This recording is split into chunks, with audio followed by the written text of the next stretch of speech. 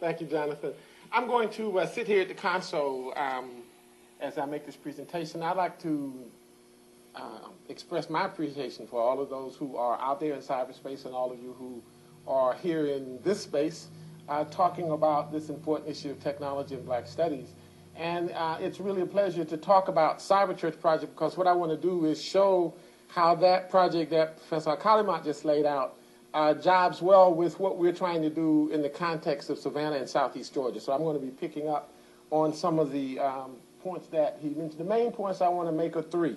I want to link the Cyber Church Project to the E-Black Studies Manifesto. You've heard something about that, a lot about that in the first session. Secondly, I want to report on what we're doing at Savannah State in terms of the initial efforts to contribute to the database.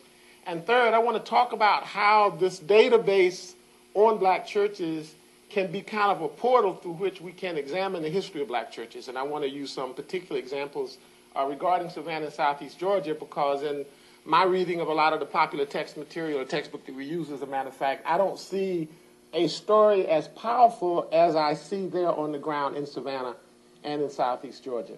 And that's one thing I want to, we want to try to convey to students. I always ask students, what happened on the ground you walk on?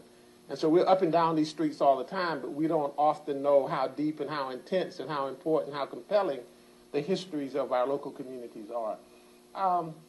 On the E-Black Studies Manifesto, I have three slices of the manifesto, three brief comments from the manifesto. The term E-Black Studies describes the ongoing application of current digital information technology towards the production, dissemination, and collection of historical knowledge critical to the discipline of Black studies and to the overall Black experience. So that's the broad definition that we came up with.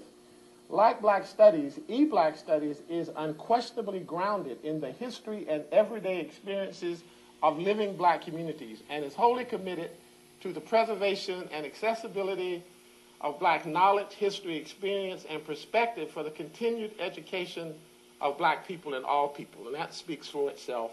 And finally, the weaving of Black studies and new information technologies offers profound possibilities for the future of the field, including the preservation of the many modes and facets of the Black experience in digitally archived, easily accessible, open source formats. And so in a sense, in addition to the database project, Abdul has laid out these other levels, and that gives us some ideas of what kinds of information we can digitize and preserve. Cyber Church at Savannah State. We undertook this in the context of Africana 1501, which is the general education course overview of the African American experience. And we did it in, I think I did it in 2 sections with approximately 60 students participating.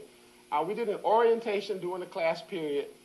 We did data collection mainly over a short break during the semester, so the students were going back home for a week. And I should say that there are probably about 60 or 70 students this week in and around Georgia doing the same thing. So that's what I call the second wave.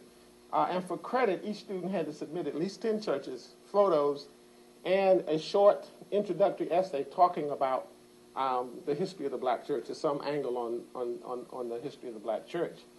This is the data form that we listed. Abdul just talked something about that. Basically, name, address, phone, fax, city, state, zip, the website, email, name of minister, denomination, founding date, the various church activities, the day of the week and the time, and then the photo.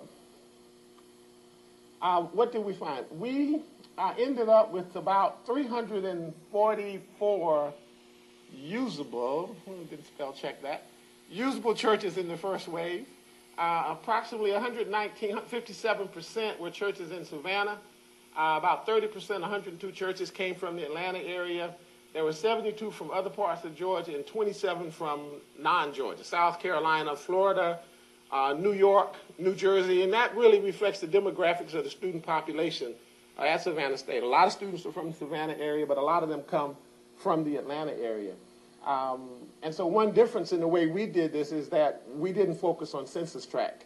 And now our next wave is to get a group of students and actually do Savannah, census tract by census tract, or one project is going to be Evans County, a small county where I'm from, to do that county, all of the churches.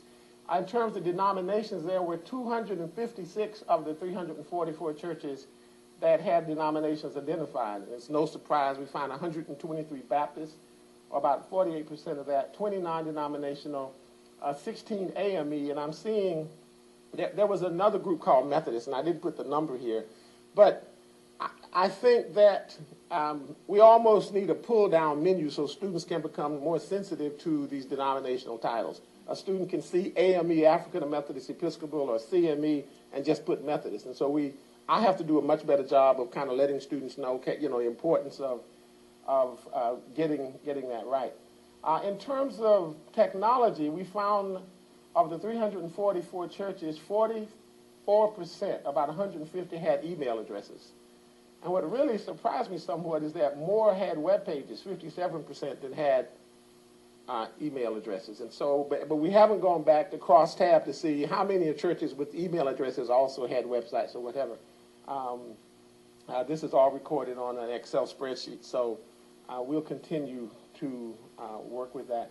And to bring the students back, to let them talk about what this data means and what questions it raises so they can pursue their investigations. The second point I wanted to make is really this: what will we lose without technology-assisted documentation of the black church and the black religious experience? I think this is a very important point.